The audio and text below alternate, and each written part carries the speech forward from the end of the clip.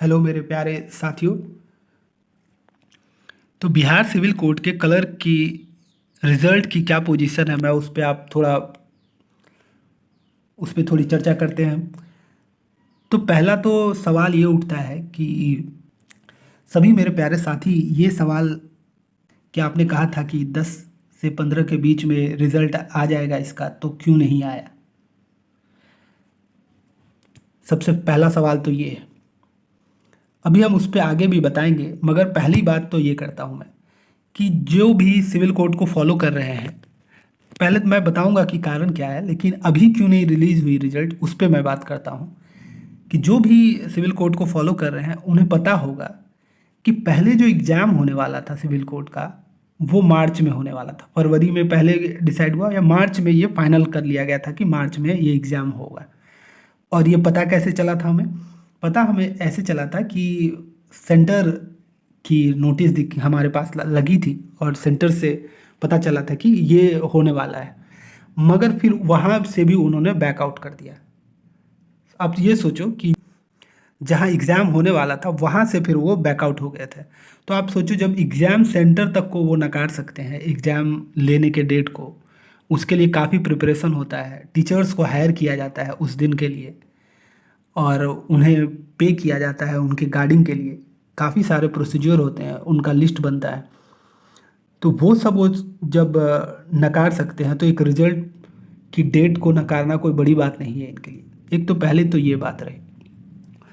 अब दूसरी बात, काफ़ी फ्रेंड्स ने ये पूछा मुझसे कि आपको कैसे पता चल जाता है, और कई ने तो यहाँ तक कह दिया कि आपके क्या, हाँ आप ही को पता चलता है, ऐसा क्या कारण है?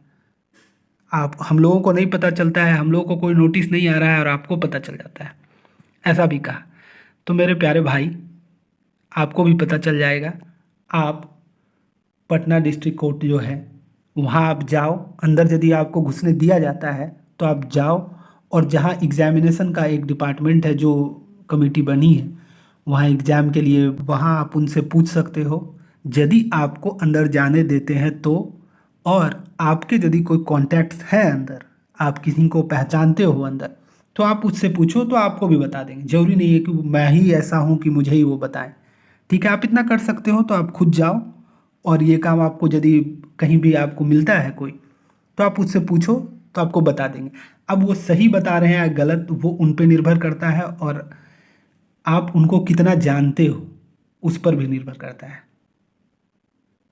ऐसा नहीं कि मुझे वो बता देंगे और आपको नहीं बताएंगे, या आपको बता देंगे मुझे नहीं बताएंगे, ऐसी कोई बात नहीं है।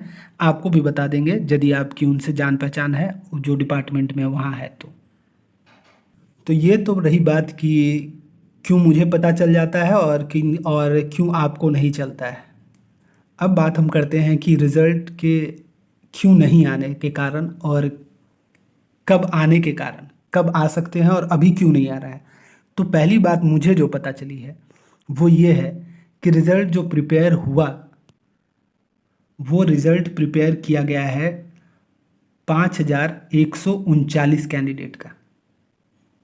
अब मुझे ये डाटा बताया गया है कि इतने लोगों का रिज़ल्ट प्रिपेयर किया गया था, और हाई कोर्ट ने इतने कैंडिडेट्स का रिजल्ट पब्लिश करने को मना किया है। हाई कोर्ट ने जो जब रिजल्ट को पब्लिकेशन के लिए ऑर्डर पास करवाने के लिए हाई कोर्ट के पास जब जाता है, तो वो वहाँ पे जो है कि इस डेटा को, उनके हिसाब से ये नंबर 7,000 प्लस होने चाहिए, ऐसा हाई कोर्ट का मानना है। पटना हाई कोर्ट का मानना है कि आप रिज़ल्ट को 7,000 प्लस करो। मगर ये जो डिस्ट्रिक्ट कोर्ट की जो कमेटी है, इनका मानना है कि हम 5,139 कैंडिडेट को ही पास करेंगे, और क्योंकि हमारे पास उतने संसाधन नहीं है कि हम इतने अधिक कैंडिडेट्स को इंटरव्यू कर पाएँ, इसलिए हम इंटरव्यू में कम छात्रों को पास करने की सोच रहे हैं। अब बात यहाँ फंसी हुई है कि कितने कैंडिडेट्स को पास करना है। जब ये मामला क्लियर हो जाएगा तो इसमें और कुछ बचा नहीं है करने को। अब एट लास्ट मुझे जहाँ तक लगता है कि हाई कोर्ट इसको पास कर ही देगी, क्योंकि पटना सिविल कोर्ट ने, डिस्ट्रिक्ट सिविल कोर्ट ने अपना कारण दिया है कि हमारे पास उतने संसाधन नहीं है कि हम इतने कैंडिडेट्स का इंटरव्यू कर पाएँ, जिसके कारण हाई कोर्ट को एट लास्ट हो सकता है कि कुछ और कैंडिडेट्स को ऐड करके रिजल्ट उनको देना पड़ेगा। क्योंकि फिर आप देखो कि ये हो सकता है कि चूँकि नंबर ऑफ कैंडिडेट्स को कितना पास करना है, ये एक सवाल उठ सकता है। इसके कारण से 7000 प्लस पे ये शायद डिस्ट्रिक्ट कोर्ट चली जाए। तो अभी के लिए फ़िलहाल बात इसी पे अटकी हुई है और इसमें कोई बड़ी चीज़ नहीं है कि बहुत टाइम लगने वाला है, बहुत टाइम नहीं लगने वाला है। जब ये मैटर सुलझ जाएगा तो आपको रिजल्ट आता हुआ दिखेगा। ओके, बाकी बाकी आप इंटरव्यू की प्रिपरेशन जारी रखो और जिस दिन रिजल्ट देखो अब बन चुकी है तो आ ही जानी है। अभी 3-4 दिनों की छुट्टी हो सकती है वीकेंड और बाकी 15 अगस्त और ये सब पे।